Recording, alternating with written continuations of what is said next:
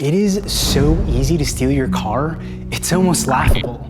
If you've got a key fob with a push-to-start engine, your vehicle is like a sitting duck, like a fish in a barrel, but in this case, the barrel is part of the gun, and you're just hoping nobody pulls the trigger. That is, if you keep your key fob out all willy-nilly and not wrapped in tinfoil. That's right, tinfoil.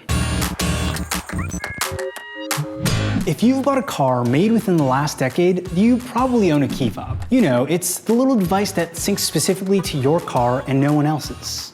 Key fobs work by using a special signal to perform different functions. Locking and unlocking doors, turning on the car alarm, even starting the ignition if you have a push to start. All those functions start with a 40-bit code that gets transmitted with the push of a button. This unique 40-bit code is what keeps anybody else's fob from opening your car. But acquiring that 40-bit code is surprisingly easy for hackers. All a hacker really needs to do is be near your fob with a cheap gadget and they can copy it. Using it and a friend, hackers can perform what they call a relay attack. They make your car think your fob is in range to perform tasks even if you're thousands of feet away and the fob is tucked in your jacket pocket.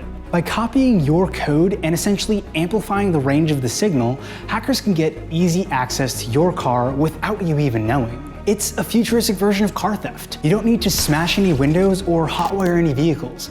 You just make a perfectly legal purchase on Amazon.com and now you're in the car stealing business. And as auto manufacturers are only making more and more high-tech vehicles, sneaking into the computers that operate them is becoming easier and easier.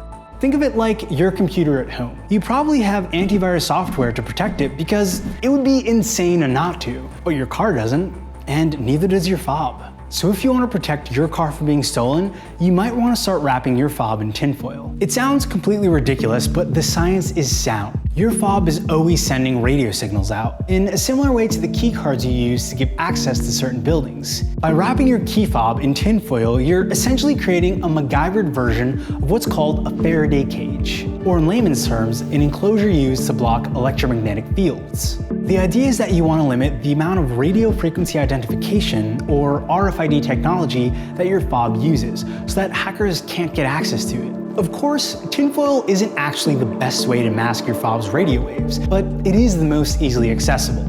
Better alternatives include Faraday foil or Faraday bags. These simple and oftentimes more stylish options inhibit the frequencies given off by your fob so that it only transmits signals when you take it out of that protective sac. The future of car theft isn't going to be a pretty place. In an ideal world, we'd be looking to auto manufacturers to stop these hacks before they even begin, by making sure to deck out every system with the highest grade security software there is. But as with any industry, you don't always know how easy it will be for your system to get compromised until it does. So make sure to do everything you can to protect yourself from vulnerabilities before they happen.